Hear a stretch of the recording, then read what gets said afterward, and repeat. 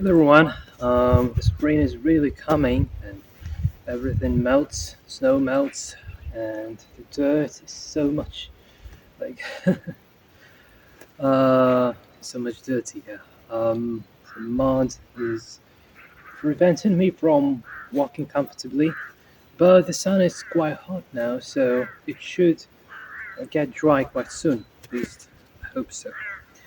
So, what can I say this week in regards to my research, my inner research of this matter of having a calm heart via the walking Qigong? Mm, there are a few notes. I don't want to talk much today because I just feel too good. You know, when you feel good, you don't want to talk, you just want to keep silent. Um, so, I couldn't understand why extraordinary masters is not just about the regular masters, but why the extraordinary masters are creating their own styles. And it turns out that they don't particularly create like an own style. So if you ask an extraordinary master, like, how do you create your very own style? He would say, I didn't create anything. I didn't create a new style. I was just doing something that he knew. But it's the matter of whether the practice serves you or you serve the practice. So if you serve the practice, it's not going pretty much anywhere. But if practice starts serving you, that's in my opinion, the proper way to, like the proper approach. Because all these practices, you don't really need to move the hands to walk to do all this stuff. So this is all about the inner condition. And once the inner condition starts balancing internally, the goal behind the practice has been achieved. So that's it. So we don't want to make all these forms. We don't want to make all the steps. What we want is we want this certain inner condition. And last video I was doing like the pilot episode on Yan Tai Chi, and today I'm back to the walking Qigong. And this difference between these two is very interesting because with those like martial arts, it's more like the external communication with the outer world, while with the inner stuff, this is more about calming down the heart and everything related to that. And as I've been mentioning many times before, the walking Qigong contains steps from many different styles.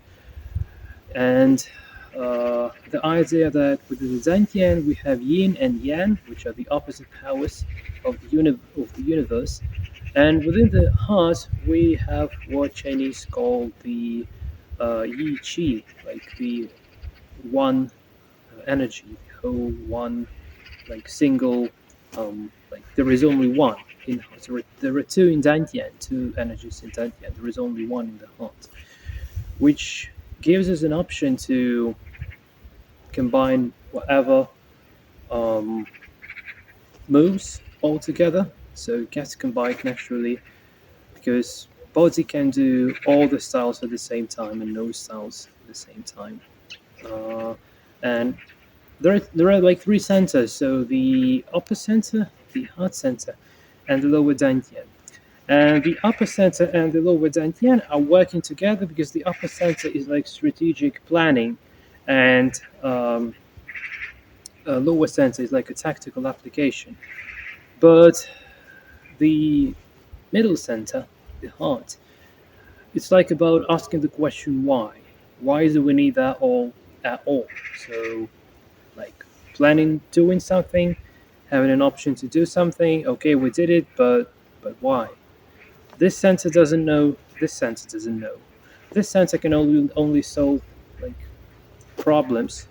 This center can only generate power so that those problems get resolved. But heart is the only sensor that answers the question why. Why do we actually need that?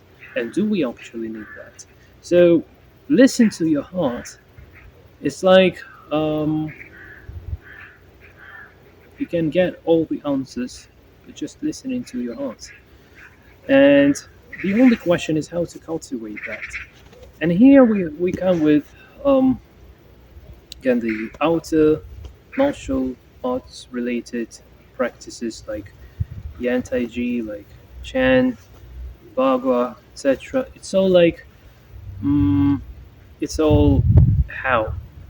It's not why. It's all answering the question how can we do one thing or another, but it's not particularly answering the question why. And without that answer being obtained, we cannot obtain this answer once and forever. Every single time this answer might be different because heart is the organ that allows us to perceive the reality as is.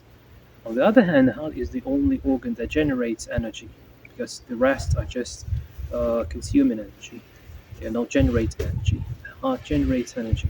Also, the heart can see the reality as is. The reality of the outer world, the reality of the inner world, blend them together.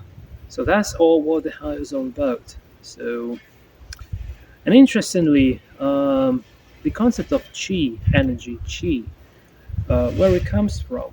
So chi is opposite to what we know and what we do. If I know something and if I do something, there is no chi. There is my knowledge, there is my experience, and some power that I have uh, inside, like a battery. Battery, we run out of battery and we're done. It's not going anywhere. But heart is something that can sense the flow of the energy internally or the energy outside. Also like floating. Yeah. And this allows us to see those only possible and best ever solutions to whatever problems that we can encounter in no time without searching within the database of your mind, experience, not even trying to put more power, put more pressure. So just really gets resolved naturally. And what needs to be resolved just gets resolved because it needs to get resolved. What doesn't need to get resolved, many times, we encounter a situation we're trying to resolve something that does not really need to be resolved, and whatever we try doesn't work. And the heart will tell you, like, you particularly don't have to do that. So, heart is not only how to resolve, like why to resolve. It's not how, it's like why to resolve. And if you start questioning yourself, like, how can I do this? Before that, I'm not telling about you. I'm just talking for myself. So I should be asking myself, why should I ever do that? And when it comes to Qigong in general, the inner practice, not the outer practice. So outer practice, like we interact with the outer world. Inner practice, we interact with our very own selves. Learning about how this temple where the soul lives, how it operates. And again, like when we're talking about the martial arts, this is not like a temple. This is more like a car that is driving us. But when it comes to the inner practice, it becomes more like a temple because it should become steady, and within the temple, this heavenly spirit should be like floating naturally, feel free, um, trying to figure out what it has to do and why. That's the main question, like why. The only question is how can we practice this using the physical body, the option of moving. Again, like different traditions use different methods. Yoga uses postures. Some yogas use breathing. There are many practices. Like Buddhism is more like about consciousness, etc. But this walking Qigong is more like a Taoist practice, and it helps getting into this natural calm state of the heart by moving. And the idea is that if I move, then it's not going anywhere. But if I just listen to my heart and I just see how the body wants to move, in this case, all happens naturally. And the more I do this way, the more I cultivate my heart and the more I cultivate the calm in my heart. So I don't want to stick to any particular steps today. I would rather probably want to show the difference between the styles that between the steps that relate to different styles. And from the perspective of head and Dantian, these styles might be absolutely incompatible. But from the perspective of heart, it works just fine. So just want to give you maybe three steps as as an idea. So the first step is the empty step.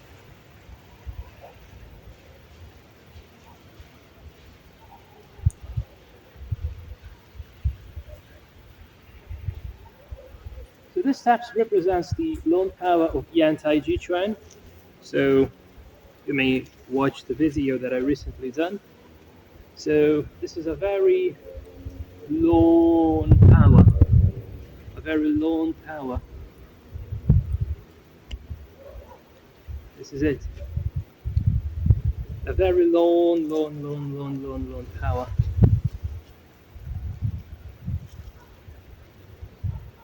Okay? Um, so this is one principle. In order to keep maintaining it, we need to think about the outer sphere of the Dantian. So Dantian has the outer sphere and the inner sphere. And when it comes to the outer sphere, it can be stretched endlessly, and it can be like expanded endlessly and endlessly contracted. And this gives the motion like endlessly expanding, endlessly contracting, endlessly expanding, endlessly contracting. And the motions become very lone and like just go into infinity. Next step I want to have a look at is the one that is using the principles from the Bhagavatam practice, and particularly the centripetal power. So, what am I doing here in this step? So, this is not this. This is not this. This is not a diagonal movement. This is like I'm rotating inside and around myself more and more. And then I release. I rotate inside, so like I'm rotating like this, and then I'm rotating like this and like this. So I'm rotating like this and like this, and then release. And then again, I'm rotating like this and like this and release. And it looks like so. I'm just doing this internally. Just so this principle is completely opposite to the previous one because the constant and the variable are changed. So within the Yan Tai Chi, we have like one point, another point, and between these 2 points, we can slide from plus infinity to minus infinity, back and forth, over and over again. So we have the shape is fixed, and within this fixed shape, we make the movement, right? So this is one principle. But when it comes to Bhagavatam, this is the matter of change, the matter of changing of the shape of the form. So uh, feet are always walking. So I just step, step, step, step, step, step, step, step, and I just keep stepping. So yes, just a little bit too dirty here. So what am I trying to say? I'm trying to say that the principle, the how to move, is totally different to the previous one. And if you just think about this from the perspective of mind and the Dantian, it's a conflict. Like it's not possible. So if you practice like this principle, yeah, or if you practice this principle by co, essentially by co. So this step is like for the centripetal power, and the by co step is like the actual driver behind the Bhagavatam. So all the Bhagavatam is never ends in by co. So like Yan Tai Chi assumes that the feet are always fixed and the movement goes between two fixed points.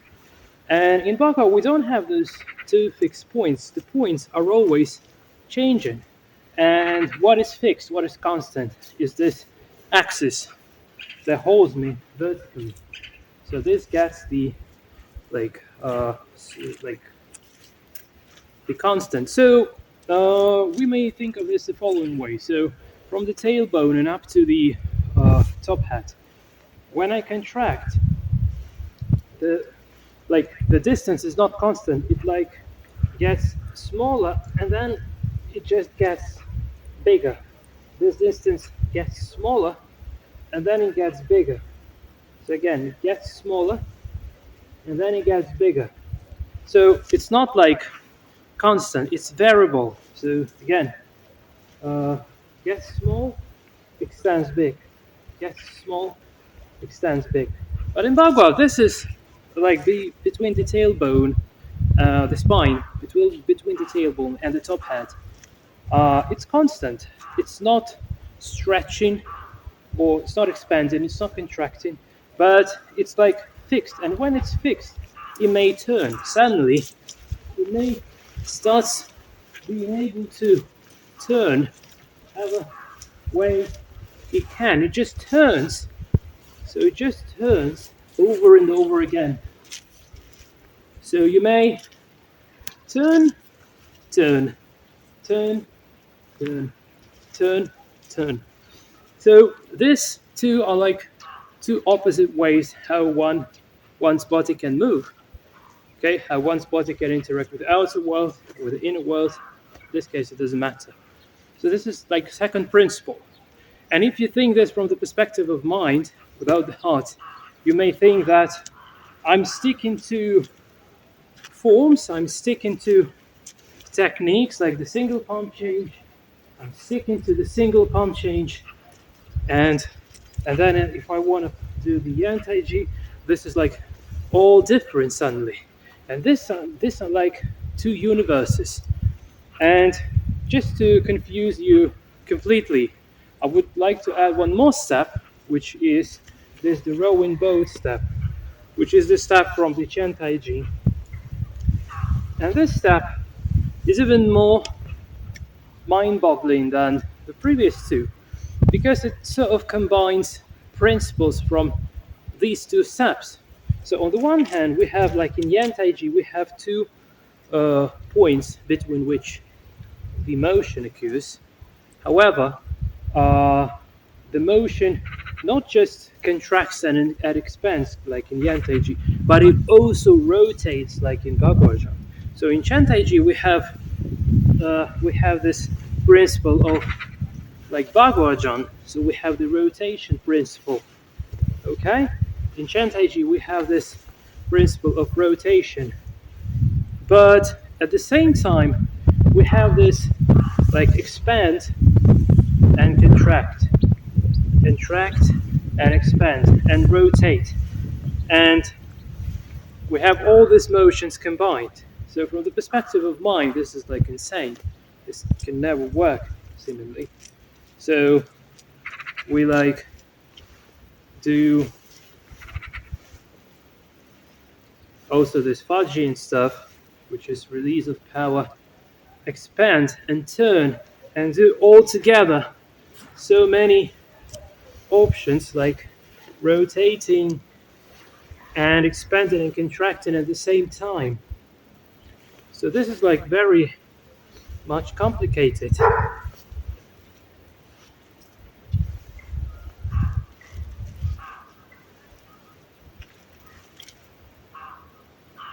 And so on and so on. So this is like another principle. But the reason why I can make any of this is because of the heart. Because from the perspective of the heart, it doesn't care much about what is constant in body and what is variable in body.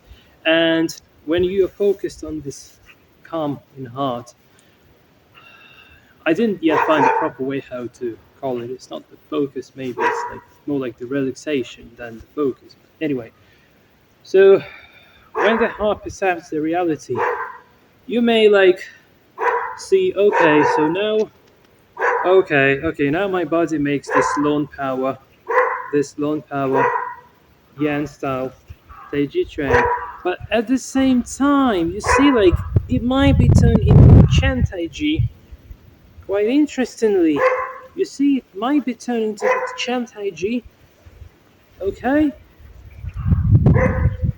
And it also may turn into the Baghuajan, just instantly. So there is no fixed, uh,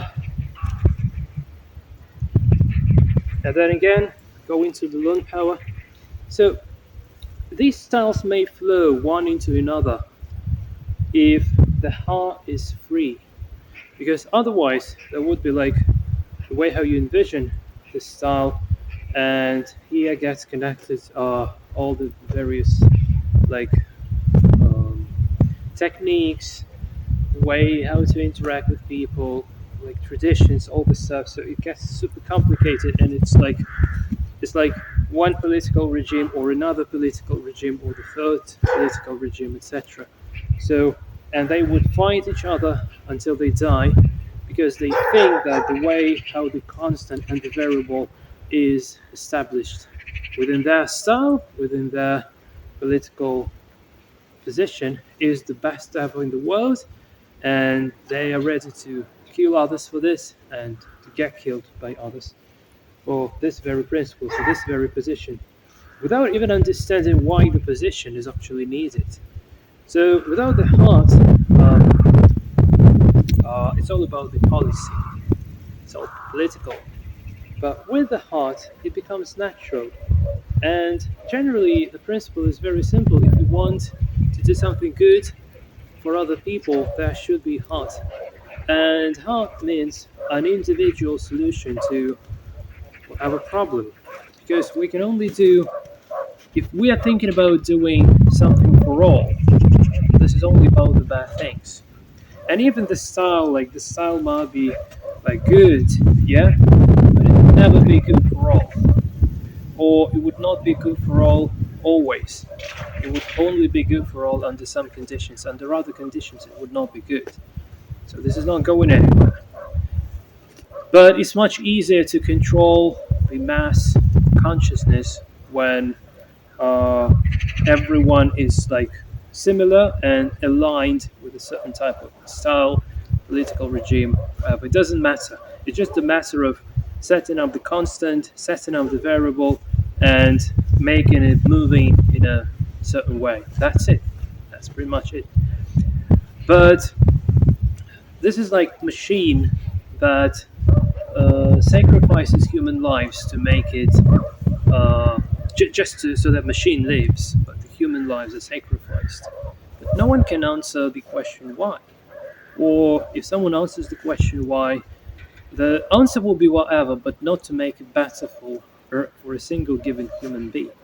So when you ask why, it would be like to exploit a single living human being to bring harm to him. Because if you exploit something, you usually bring harm to it. You exhaust that kind of thing. So it's not about politics. It doesn't matter. It would be just going to hell like it goes, like finally arrives there one day. It's not about that. It's about how we personally. Okay, just wait. He doesn't want me to talk. Okay.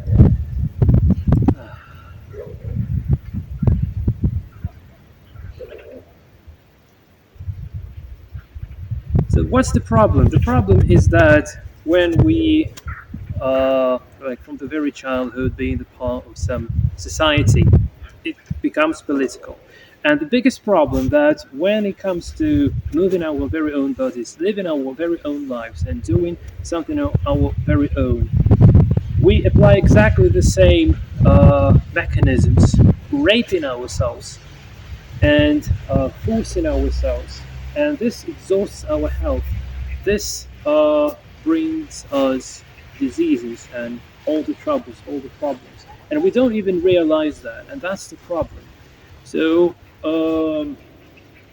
like, again, there is no health related technique that can be good for everyone because disease can be the same for everyone.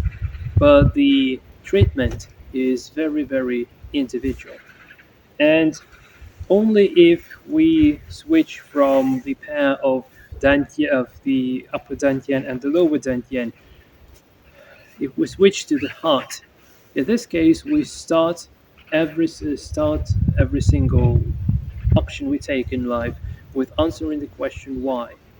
And when we just get into the heart, this already gives a solution, like gives an answer, like why. And if there is a reason why, then the solution comes natural. And if there is no solution, if there is no reason, then there is no solution. So that's kind of it.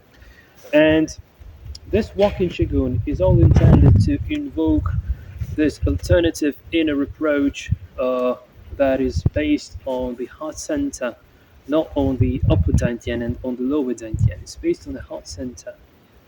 And making steps that relates to different styles is like symbolic in terms of we may do whatever and it doesn't matter because it all gets combined and united in one's heart by answering the question why am I doing this and not how.